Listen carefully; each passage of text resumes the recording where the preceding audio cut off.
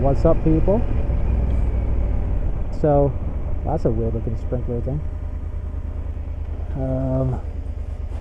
So Long Island had a brush fire, a big brush fire happened recently. It wasn't the biggest ever recorded. I think that happened in the 90s, but still, it was something completely unexpected, and because of that, kind of cool to see reported on. I mean, the news stations were just eating it up in terms of latest updates, everything, this and that and the other thing.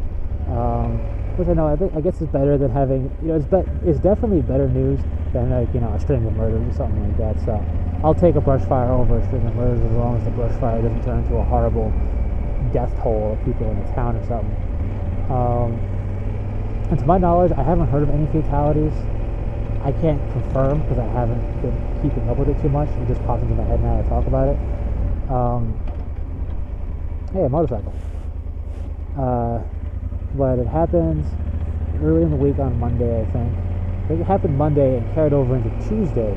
I think it was pretty much at that point fully contained and dealt with sometime on Tuesday, I think. Again, I'm not sure. But it was interesting.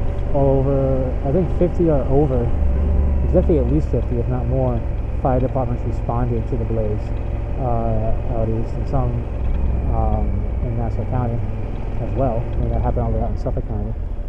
But some fire departments near where I live, I think, actually responded to it as well for the extra manpower. Which was pretty crazy. Now, we lack two things here on Long Island to deal with brush fires. We lack the trained personnel. We have fire departments, but on Long Island, they're all volunteers, to my knowledge, which I have mixed feelings on, and I don't want to get into that here. I think they're a double-edged sword. I think having a fully volunteer is a good thing and a bad thing, but that's maybe a topic for another time. And we don't have the equipment. I mean, the volunteers pretty much are trained to respond to like car fires, house fires, things like that. I don't believe they're really given much training in dealing with wildfires and brush fires. So they're definitely not trained to rappel down out of a helicopter or anything like that to get behind the fire into the brush and do stuff that way.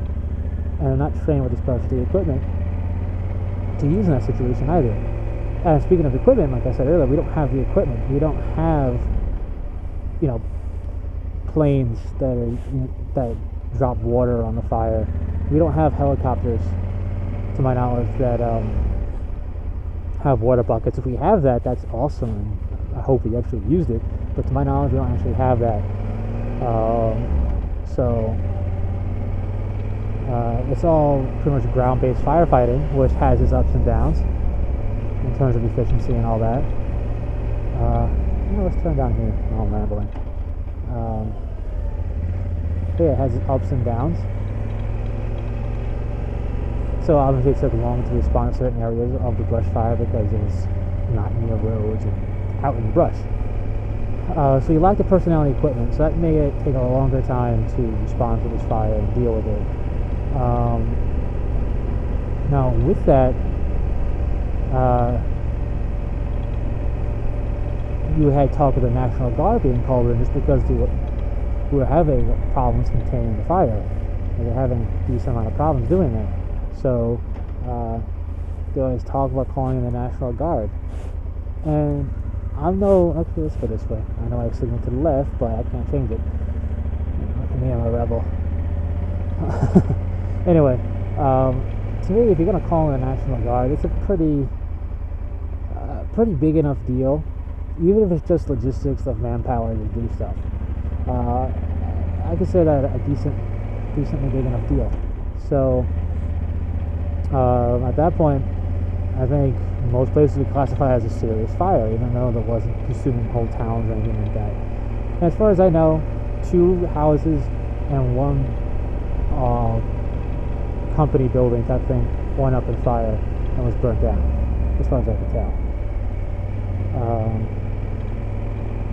Which, if that's all, if that's going to be the end damage total, then that's great. When you think about it. But I don't know if that was, because I wasn't paying attention to the actual end of it. But at least 2,000 acres of stuff was burnt down, and 2 houses in a business. I don't think the National Guard was called in. I don't know. If they were, then I'm obviously totally out of the loop, but my job will do that when it comes to news, so I don't know. I want to say no because they didn't call them in when it was really bad on Monday. On Tuesday, while they're still trying to contain it, I think they're getting the upper hand. So the whole point of me rambling about this is that A, it's something that happened recently that's not normal, so let's talk about it, right? And B, I'm curious as to how far that news has traveled. Now, obviously, if you have family in the area or any area and something happens there locally, that's kind of a big deal, but not really a national-wide thing to talk about at all. You're gonna know about it if they tell you, and you're gonna, oh, let me look into it. Oh, I can't believe this happened or whatever. But with this, the National Guard was attempted to be called in, or maybe it was. I don't remember. Not that I don't remember. I just found out. But I don't think they were. But there was talk of calling in the National Guard. 2,000 plus acres of brush and wilderness were burnt down. It happened right by the start point is believed to be right by the northern area of Brookhaven National Labs, which, first they got all that radiation pollution happening, this, not the best public relation type of thing there for them with that. And so I think all the culmination of all of that, I wouldn't be surprised if it got some attention outside of the tri-state area. So if anybody out of Long Island, New York area has heard about this, drop a comment, let me know. I'm just curious to see how far that news has traveled, considering it wasn't a devastating tragedy, because nothing really super tragic happened there. It wasn't a matter of national security. Nobody famous was in the area for anything, so I wonder how far that news has traveled. So leave a comment if you heard about it before my ramble on it, my terrible ramble on it.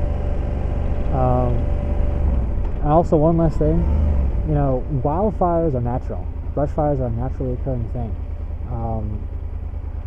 It's gonna happen. This one probably wasn't naturally occurring, but they do happen. It's not like this is the first time it's happened. In fact, the biggest one happened in the late 90s. This isn't the first one that happened in the area. It's gonna happen. So it was just kind of funny to see some people really overreacting to it a little bit. Not really news people, or just people in the area talking about it. I don't know. I just think there was no real reason to overreact, because it wasn't the worst thing to have ever happened. So still not a good thing to have. I mean, as much as the Pine Barrens or whatever thing for most people on the island, I like them. They're kind of cool just to say, hey, we got Pine Barrens, what's up? And now it's got some damage to it from the burns.